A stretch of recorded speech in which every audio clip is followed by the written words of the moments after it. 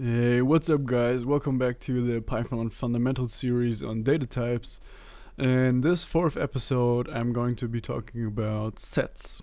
So sets in Python are a unordered and unsorted collection of different types of pieces of data.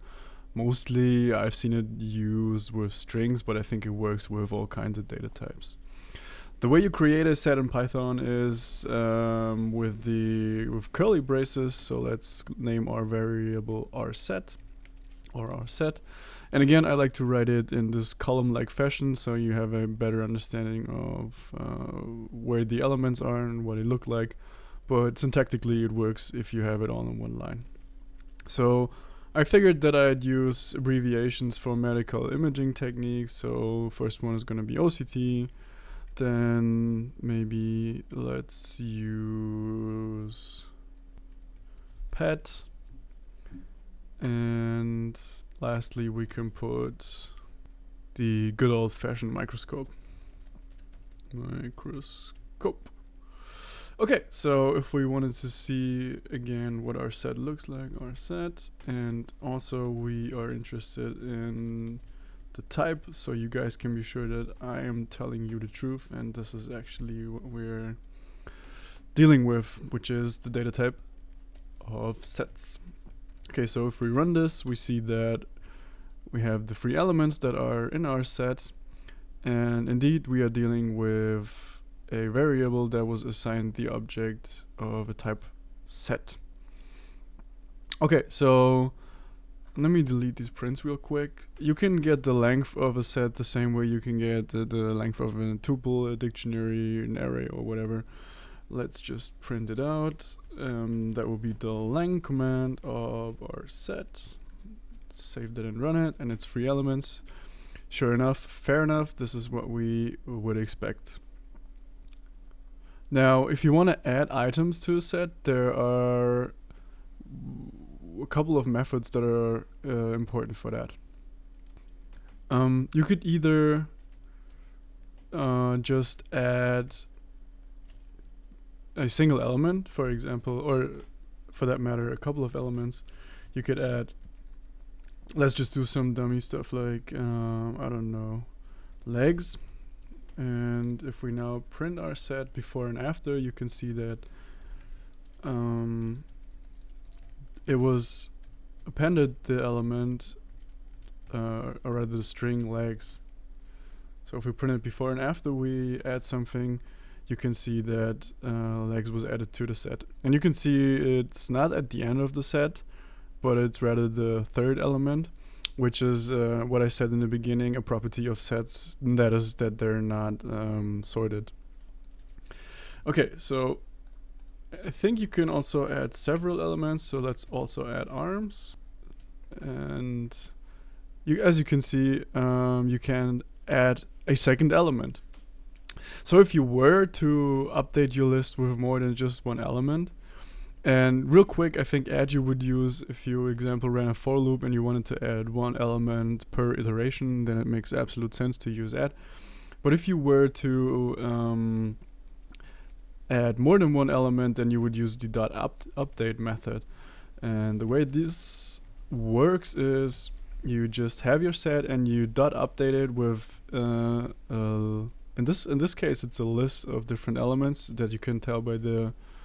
It's not a list, but it's I guess technically it is, with new different strings.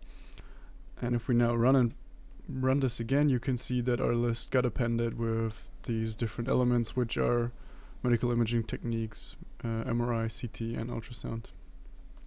Okay, so these are the two methods you can use to add elements. You can use the .add to add a single element, and the .update if you want to add several elements to your list. Now, if you wanted to remove elements from your list, there are a couple of methods you could use as well that are built in Python already. So let's say you would want to get rid of one element, then you could use the remove method, and we are going to remove OCT. Now, again, let's print what our set looks like before and after. Print this and run it. And as you can see, before we remove OCT, it does contain it. Afterwards, it doesn't contain this element.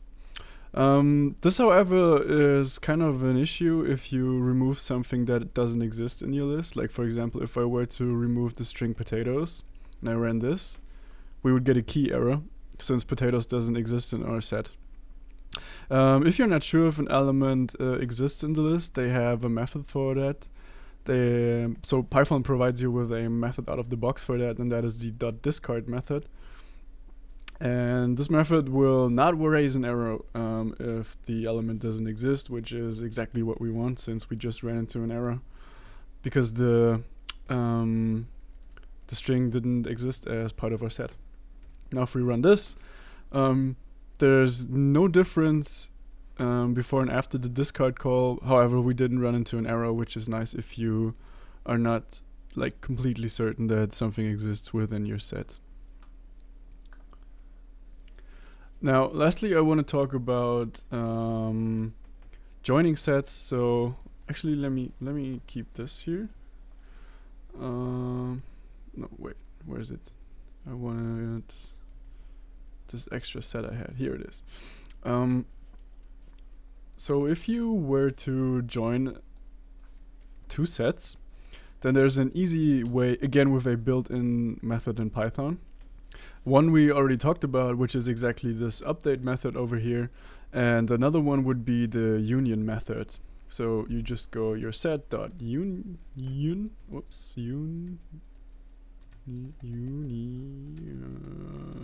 Okay, here we go. Union, and we run this.